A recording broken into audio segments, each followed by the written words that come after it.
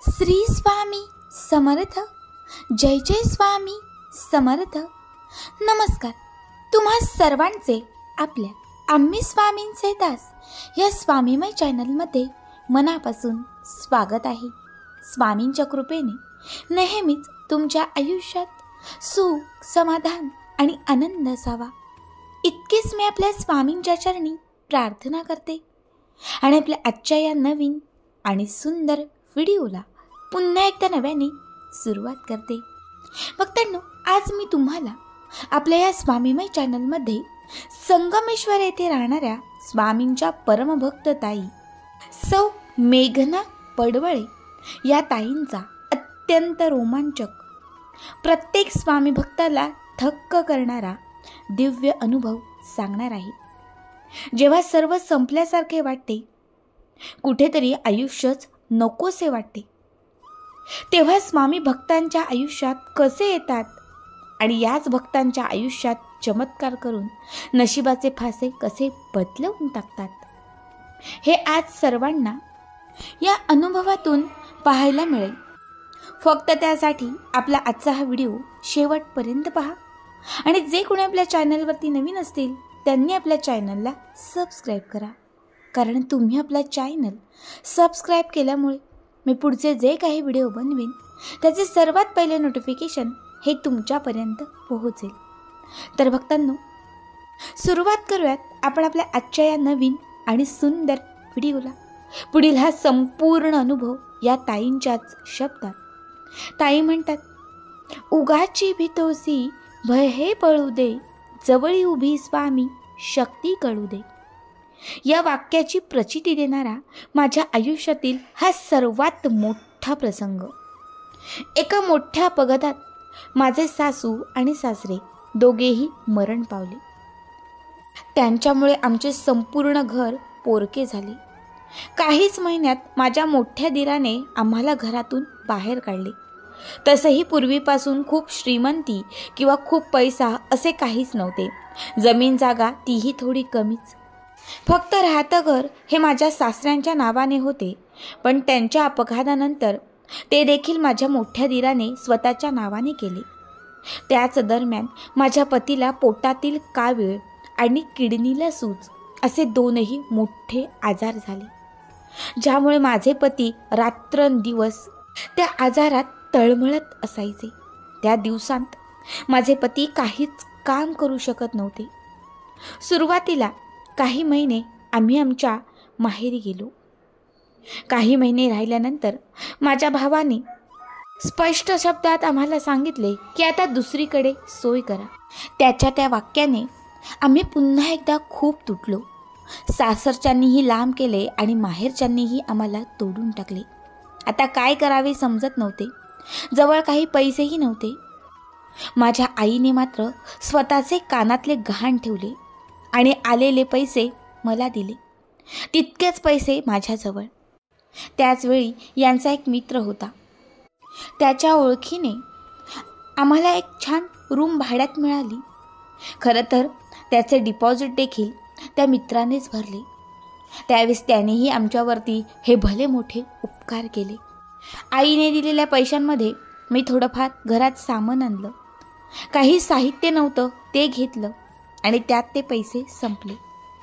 15 दिवस उलटून गेले. आता माझे पती काम शोधत होते, पण कुठेच काम न भेटल्याने ते हमालीचे काम करू लागले.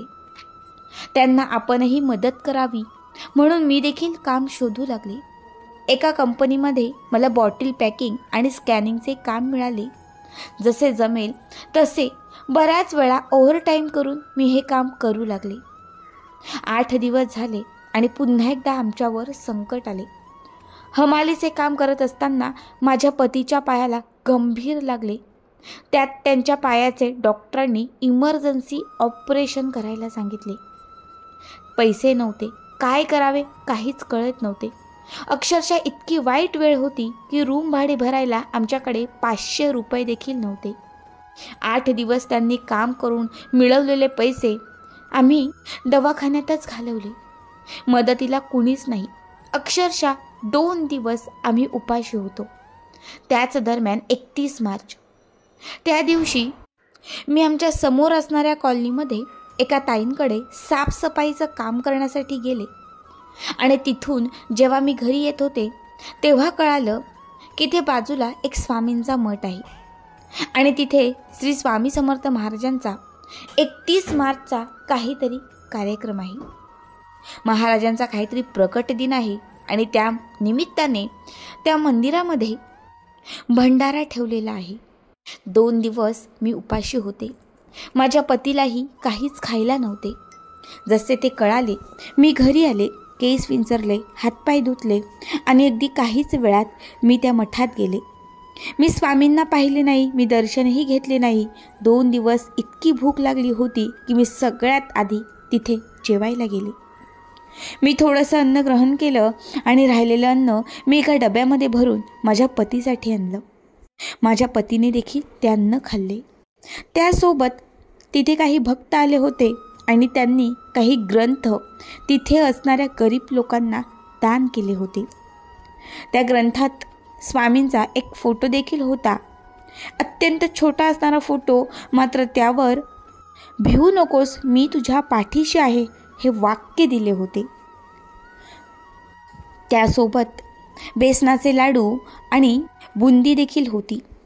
जेव्हा मी ते ग्रंथ आणि जेव्हा मी ते नैवेद्याचे पॅकेट फोडले, माझ्या पतीलाही थोडे खायला दिले, तेव्हा त्यावर असणारा तो फोटो मी बघितला, माझ्या पतीलाही दाखवला आणि तेव्हा मी त्यांना सांगितले, हा कुठला देव जो स्वतःच म्हणतो भिवू नकोस, मी तुझ्या पाठीशी आहे. माझे पती श्री स्वामी समर्थ महाराजांना ओळखत होते, कारण लहानपणापासून 2 ते 3 वेळा त्यांचे अक्कलकोटला जाणे झाले होते. त्यावेळेस त्यांनी मला सांगितले, हे कलियुगी पुरुष आहेत आणि खरंच ते असतात. हे श्री स्वामी समर्थ महाराज अक्कलकोटचे आहेत आणि आपल्याकडे असंख्य भागात त्यांचे मठ आहेत. त्यांची सेवा केली तर ते अशक्यही शक्य करतात. बस इतकेच ते काही वाक्य मी माझ्या पतींच्या तोंडातून ऐकले. तो फोटो मी व्यवस्थित आमच्या भिंतीवर चिटकवला आणि त्या दिवसापासून श्री स्वामी समर्थ हा जप मी करू लागले. त्यानंतर दुसऱ्याच दिवशी मी स्वामींच्या मठात गेले आणि मठात जाऊन मी स्वामींचे दर्शन घेतले. का माहिती नाही, डोळ्यात खूप पाणी आले आणि त्यावेळेस स्वामींना माझे हे दिवस बदलवा एवढेच मी सांगितले. त्यानंतर मी महाराजांना मुजरा केला आणि मी पुन्हा रूमवर आले. माझे पती हे बेडवर झोपूनच होते, कारण त्यांच्या पायाला दुखापत होती. ऑपरेशनसाठी पैसे कुठून आणायचे या विचारात असतानाच मला त्या स्वामींच्या मठात असणारे जे जोशी काका ब्राह्मण होते त्यांनी तारक तीर्थाविषयी सांगितले. त्यांनी सांगितले, कुणी कितीही आजारी असेल आणि हे जर तारक तीर्थ पिलं तर त्याचा आजार नाहीसा होतो. मी तितकेच लक्षात ठेवले. घरी येऊन मी तारक तीर्थ बनवले. त्या दिवसापासून सकाळ, दुपार, संध्याकाळ सलग 7 दिवस मी माझ्या पतीला फक्त तारक तीर्थ देत होते. शिवाय मठातून स्वामींची विभूती आणली, पतीच्या कपाळाला आणि पतीच्या पायावरती थोडीशी विभूती लावली. 7 दिवस झाल्यानंतर 8व्या दिवशी आम्ही हॉस्पिटलला गेलो. होते नव्हते ते पैसे मी जवळ घेतले. हॉस्पिटलमध्ये गेल्यानंतर डॉक्टरांनी माझ्या मिस्टरांच्या पायाचा MRI काढायला सांगितला. MRI काढून आणला तेव्हा डॉक्टर देखील चकित झाले. डॉक्टर म्हणाले, इमर्जन्सी ज्या माणसाचं ऑपरेशन करायचं होतं त्या माणसाचा पाय इतका कव्हर कसा झाला. डॉक्टर म्हणाले, खरंच काहीतरी 8 दिवसात चमत्कार झाला असावा. आता ऑपरेशनची गरज नाही. तो पहिला माझ्या आयुष्यातील स्वामी अनुभव होता. मग आम्ही घरी आलो. कसे तरी काही दिवस लोटले. मी आणि माझे पती आम्ही दोघेही स्वामींची सेवा करू लागलो. आता माझे पती एका कंपनीमध्ये स्कॅनिंगच्या कामाला जॉईन झाले, तर मी देखील दुसऱ्या एका कंपनीमध्ये पॅकेजिंगच्या कामामध्ये जॉईन झाले. जास्त काही पैसे किंवा खूप काही पगार असे काहीच नव्हते. 6 महिने आम्ही दोघांनीही कंपनीमध्ये मन लावून काम केले. त्या 6 महिन्यांमध्ये आम्ही दोघांनी 70,000 रुपये जमा केले. खर्च वगळून बाकी सगळ्या गोष्टी पार पाडून आमच्याकडे 70,000 रुपयांची आवक होती. त्यानंतर माझ्या पतीने कंपनीतील काम सोडून दिले. आता या 70,000 रुपयांमध्ये आपण काहीतरी व्यवसाय सुरू करू असे त्यांच्या डोक्यात आले. आणि मग त्या पैशांमधून माझ्या पतीने एक छोटेसे चायनीजचे दुकान टाकले. आमच्याच बाजूला काही कॉलन्या होत्या आणि तिथेच एक छोटासा शेड तयार केला आणि त्यामध्ये व्हेज नॉनव्हेज असे 2ही चायनीज सुरू केले. सुरुवातीला संपूर्ण 1 महिना आम्ही बनवलेले चायनीज हे कुणीच खात नव्हते, कुणीच येत नव्हते.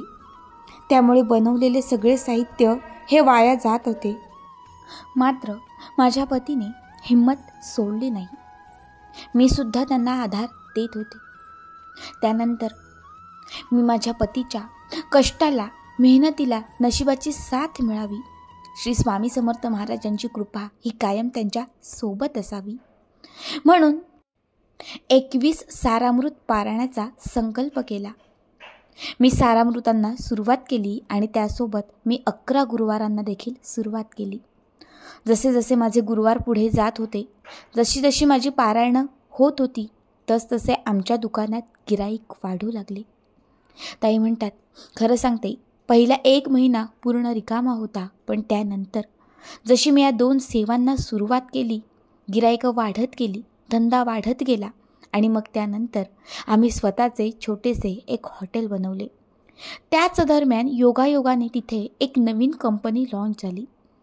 त्यामुळे त्या कंपनीतील वर्करांचे नाश्त्याचे डबे देखील आम्हाला मिळू लागले. मग ऑर्डर वाढत गेल्या. मग आम्ही देखील आमचा धंदा थोडासा वाढवला. आम्ही एका छोट्या टपरीचे एक मोठे हॉटेल बनवले आणि त्या हॉटेलला श्री स्वामी समर्थ असे नाव दिले. नित्यनियमाने मी घरामध्ये दररोज सारामृत वाचायचे आणि त्यानंतरच मी हॉटेलमध्ये यायचे. जशी जशी स्वामींची सेवा मी वाढवत गेले, तुम्हाला खरं सांगते, तशी आमच्या नशिबाची रेषा बदलत गेली. भाग्याची साथ प्रत्येक गोष्टीत आम्हाला मिळत गेली आणि जिथे 500 रुपये आम्हाला घर भाडे भरायलाही नव्हते, तिथे आज स्वतःचेच आश्चर्य वाटते, कारण आज आम्ही स्वतः 50 लाखांचे घर बनवले. घराच्या वेळेस देखील काहीतरी साधं बनवू असं चाललं होतं. मटेरियल आणून पडलं, घराचं बांधकाम सुरू झालं, कॉलम तयार झाले. तोपर्यंतही वाटत नव्हते की इतकी मोठी वास्तू तयार होईल, पण जशी जमेल तशी आम्ही घरासाठी एक एक गोष्ट घेत गेलो आणि पुढे 50 लाखांची वास्तू तयार झाली. ही फक्त आणि फक्त आमच्यावर झालेली स्वामी कृपा आहे. स्वामी त्यावेळेस भेटले, स्वामींची कृपा झाली. काहीतरी नशिबात पुण्याई असावी म्हणून त्या प्रसंगात स्वामी शक्ती आमच्या पाठीशी राहिली आणि खरं सांगते आमच्या संपूर्ण नशिबाची रेषा ही बदलून गेली. खरं स्वामी म्हणतात, भिवू नकोस, मी तुझ्या पाठीशी आहे. त्या वाक्याची पुरेपूर प्रचिती आली. आज पुन्हा एकदा सांगते, जे आहे जसे आहोत ते फक्त स्वामींमुळे आहोत. फक्त स्वामींमुळे आज नशीब बदलले. श्री स्वामी समर्थ. जय जय स्वामी समर्थ. भक्तांनो, अत्यंत अद्भुत, रोमांचक, खरंच अंगावर एका क्षणाला शहार आणणारा हा अनुभव तुम्हाला कसा वाटला कमेंट करा. तुमचेही काही असे अनुभव असतील तर आपल्या या चॅनलवरती शेअर करा आणि असे छान छान अनुभव पाहण्यासाठी आपल्या चॅनलला सबस्क्राईब करा. भेटूयात पुन्हा एकदा अशाच एका नवीन सुंदर आणि छान व्हिडिओमध्ये. तोपर्यंत सर्वांना धन्यवाद. श्री स्वामी समर्थ. जय जय स्वामी समर्थ.